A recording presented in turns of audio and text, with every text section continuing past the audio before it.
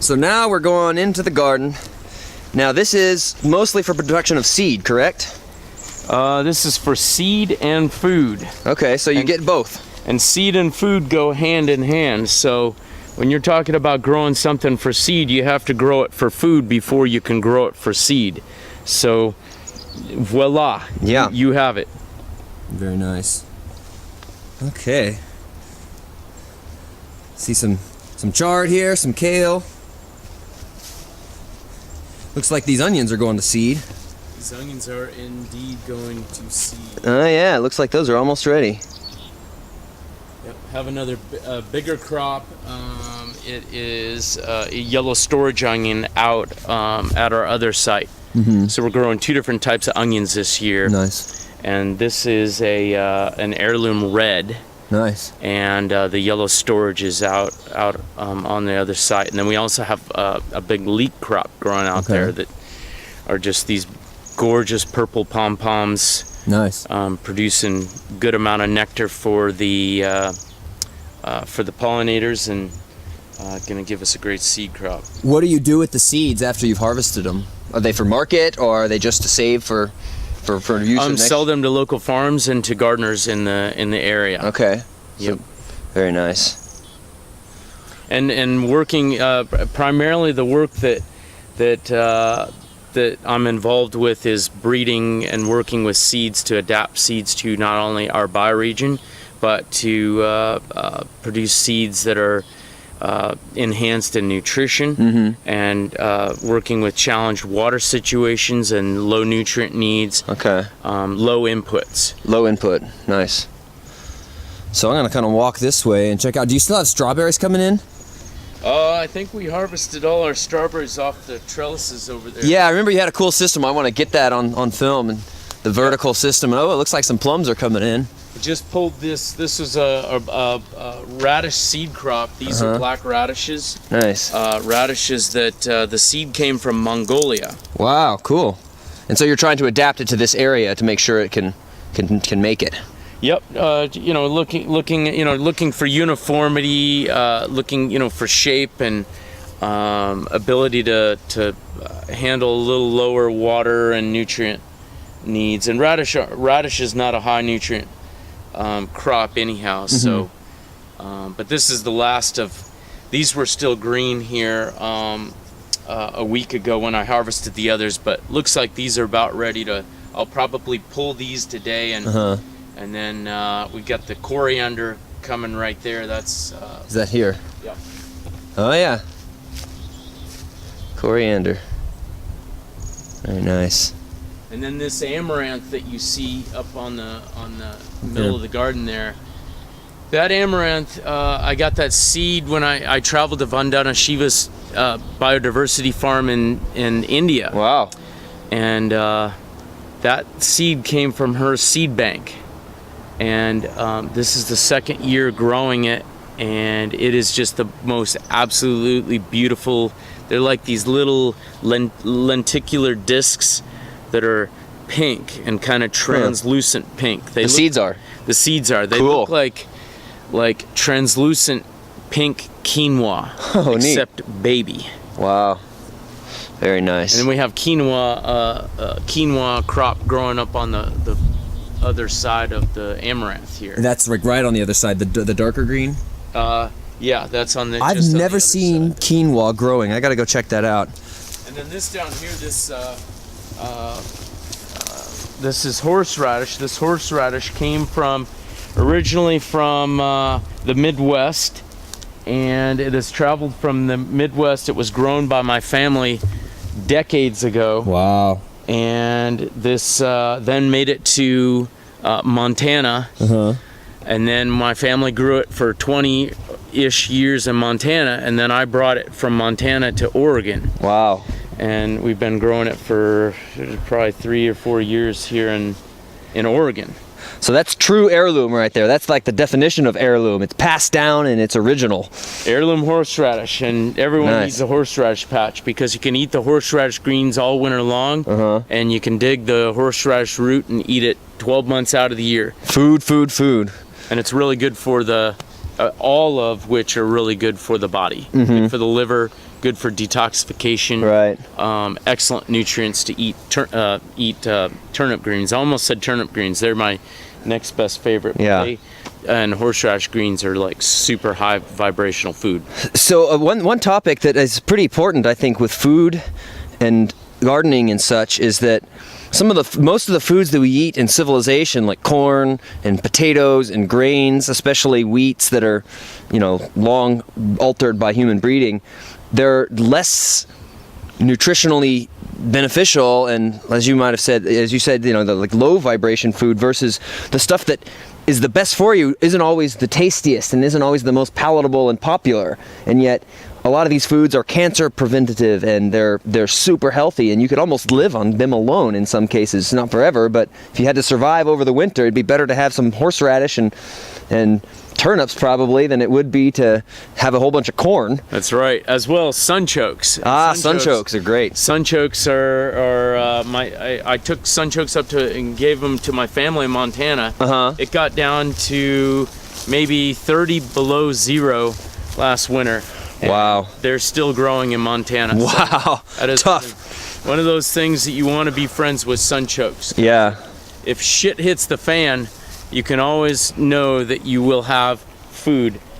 Pretty much you can go hand over hand, a little period when they might be a little fibrous, but pretty much 9 months out of the year, 10 months out of the year, virtually we've eaten sunchokes 12 months. You can eat them all the time, and you eat the root. You eat the root. Yeah. And you can store them really well too, through those months where you wouldn't have, just like potatoes. Right. You just have to keep them chilled. Yeah. And keep them properly humidified. Right. So here's the strawberry trellis. This is a cool system. The irrigation drips down into those tubes. Is that correct? That's right. And so it just feeds them so nice and simple. And there's still a few strawberries on there, but we're definitely getting past the point in the year. So that's a nice looking system.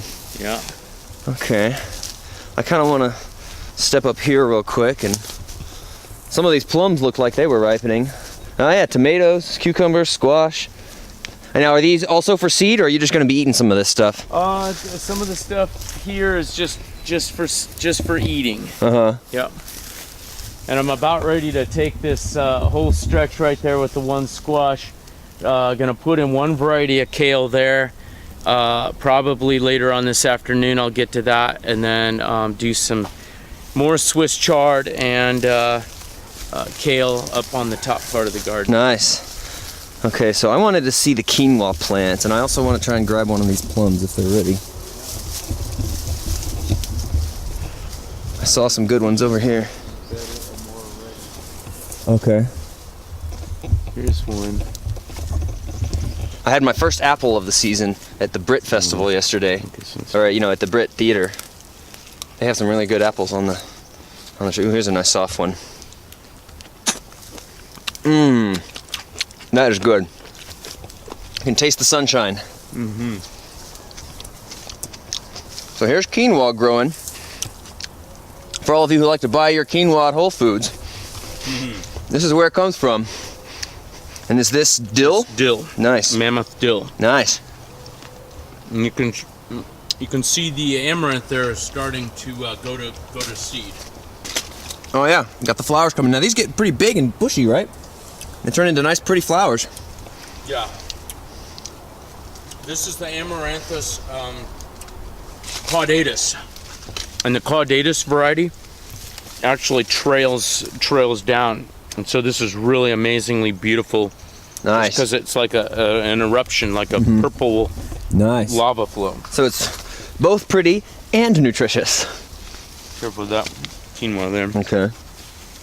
I gotta have one more of these plums. Well, I'm super looking forward to fruit season coming on, because there's nothing like picking fruit off the tree and just being able to eat your fill. That's right. So there's the quinoa, and then these beans right here are heirloom beans from my family from the 1800s. Wow. The 1800s. My family brought these over from Europe, and I believe they came. No, these are grandma beans. The Mayflower beans, I did not plant the Mayflower beans this year, but these are grandma beans, and I just know them to have been in my family since the 1800s. Not sure where they came from. Wow. The Mayflower beans came over on the Mayflower, like from Europe, Wow. from what I know. And this that's planted right down the middle, that is finger millet that I Really? also brought from India, from Vandana Shiva Seed Bank. And Nice. it's like finger millet. It looks like kind of like this. Okay. And so that'll be shooting up heads here, and these beans are providing nitrogen to that finger millet, and they're gonna just have a symbiotic relationship there.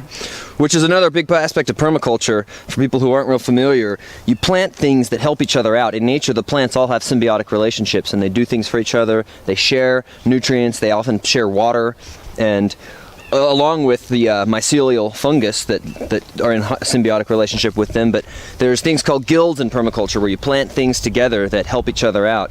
And things like beans and other legumes, they fix nitrogen into the soil, so you don't have to add as much fertilizer. And a really well-managed permaculture system isn't going to need any additional fertilizer other than what you have established already. And of course, you top dress, you add mulches and stuff, but you're not digging up the soil to till it. You're not disturbing the microlife in the soil. You're just allowing nature to do the work for you, which is a big part of it. It's like we do all this unnecessary work in conventional agriculture, and if we set up our systems properly, these plants and the animals and the bees and the fungus, they'll do the work for us, and all we have to do is plant and harvest. That's right, and that's why we have Tulsi going over there. We have calendula and more Tulsi, and echinacea at the ends of some of the beds. Have echinacea down here. A pollinator garden up on the front, up in the circle area, To attract the bees and butterflies and to such. attract the bees and the butterflies.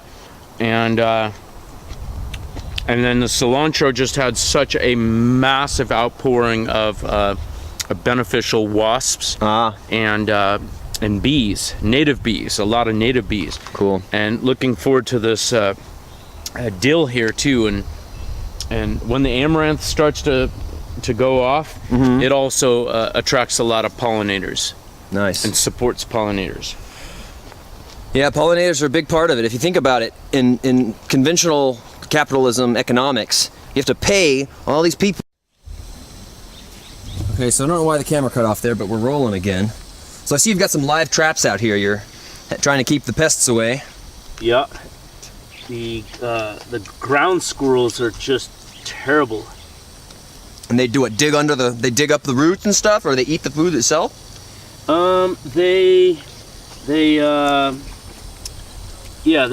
go for the So in this bed here, we did have garbanzo beans, and so we harvested out all the garbanzo beans, but the yield was terrible because we had all within a couple days, the ground squirrels found out where they were, and we're kind of like, "Hey guys!" Calling all their buddies. and I just came out one morning, and there were like little chewed up little bits of pods, and all the seeds were gone. And so anyhow, the garbanzo beans got harvested, but we need to kind of get a handle on the ground squirrels, because out here in this really dry, arid climate, the ground squirrels just they roam free. Yeah, they've definitely got habitat here. These are some really nice looking onions. Yeah, these are Nice. actually sweet onions. Yeah, those are beautiful. Yeah. We're not having as much success with our onions. We're getting onions, but they're not this big. Any particular tricks you have to help them get this big? Is it what you're feeding them? Is it the soil type? They definitely have to have compost to get them off the ground on a good good note to start.